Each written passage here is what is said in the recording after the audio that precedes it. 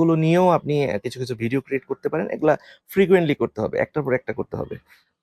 এছাড়া এইগুলো করতে গিয়ে আপনাদের ফান কি কি হয়েছে, কি কি ব্যারিয়ার আসছে, এগুলো নিয়ে আপনি আলোচনা করতে পারেন আপনার পেজে। কিন্তু অবশ্যই প্রোডাক্টিভ আলোচনা হতে হবে। এমন কোনো কিছু করা যাবে না যেটার কারণে কাস্টমার আপনাকে মানে বেশি ফানি মনে করে যে না এটা একটা কৌতুকের মতো কিছু, আহ, ওরকম। আর আপনি এগুলো ক্রিয়েট করতে গিয়ে হয়তোবা অনেক সময় আপনি ডেভেলপার কিংবা ডিজাইনার আপনি হায়ার করতে পারবেন না।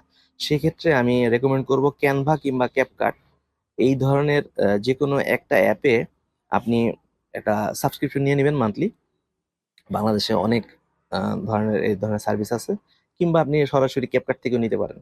আমি জেনারেলি প্রেফার করি যে সরাসরি আপনি যে কোনো ইয়ে থেকে নেন, সেক্ষেত্রে হচ্ছে আপনার অ্যাপটা সেফ এন্ড সাউন্ড থাকবে।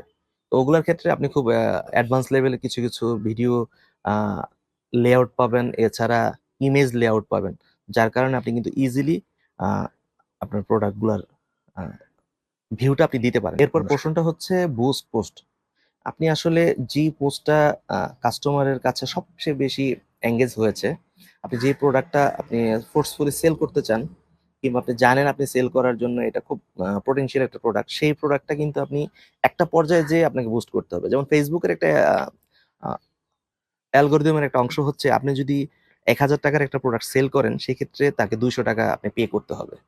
আপনি কিন্তু দেখবেন পার্সোনাল কোনো পোস্ট দিয়েছেন, ধরেন আমরা কোথাও বেড়াতে গেলাম কিংবা কোনো ইভেন্টে গেলাম, সেই ক্ষেত্রে কিন্তু পার্সোনাল পোস্ট দিলে সেটাতে 200, 300, 500 লাইক পড়ে যায়। কিন্তু আপনি একটা প্রোডাক্ট পোস্ট করবেন, সেটা কিন্তু কোনো লাইকও পড়ছে না, তেমন কোনো রিচও হচ্ছে না। আর ম্যাক্সিমাম আমাদের যারা আহ, ছোটখাটো ইনফ্লুয়েন্সার আছে কিংবা যারা ছোটখাটো ব্যবসায়ী আছে, তারা খালি বলে যে সেল নাই, সেল নাই, কিংবা ভিউ নাই, স্টিকার কমেন্ট করেন। আসলে এগুলোর কোনো আসলে তেমন কোনো ই নাই, ভিত্তি নাই। কারণ হচ্ছে আসলে সেল নাই, কারণ হচ্ছে উনি স্মার্টলি আসলে এটা মেনটেন করতে পারছেন না। যদি স্মার্টলি সময়ের সাথে মিলে আপনি মেনটেন করতে পারতেন, সেক্ষেত্রে কিন্তু আপনাকে অবশ্যই সেল আসবে, অবশ্যই রিচ আসবে।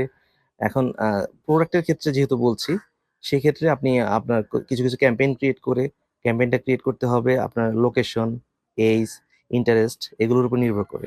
আপনি যদি একটা দামি প্রোডাক্ট নিয়ে কাজ করেন, সেক্ষেত্রে আপনার লোকেশন হতে হবে গুলশান, বনানী, বারিধারা, এই জাতীয় এলাকাগুলা, উত্তরা। আর যদি ধরেন আপনি আমজনতার জন্য 1,000 থেকে 1,500-র মধ্যে কোনো প্রোডাক্ট সেল করেন, সেক্ষেত্রে কিন্তু আপনি আম, সারা বাংলাদেশকে টার্গেট করতে পারেন, কোনো সমস্যা নেই। স্পেশালি বাংলা, ঢাকা, চট্টগ্রাম, আহ, আরো যেসব শহরগুলো আছে শহর ভিত্তিক, রাজশাহী, যেগুলো হচ্ছে স্মার্ট শহর, একটু এগুলোকে টার্গেট করে আপনি করতে পারেন। আর প্রথমত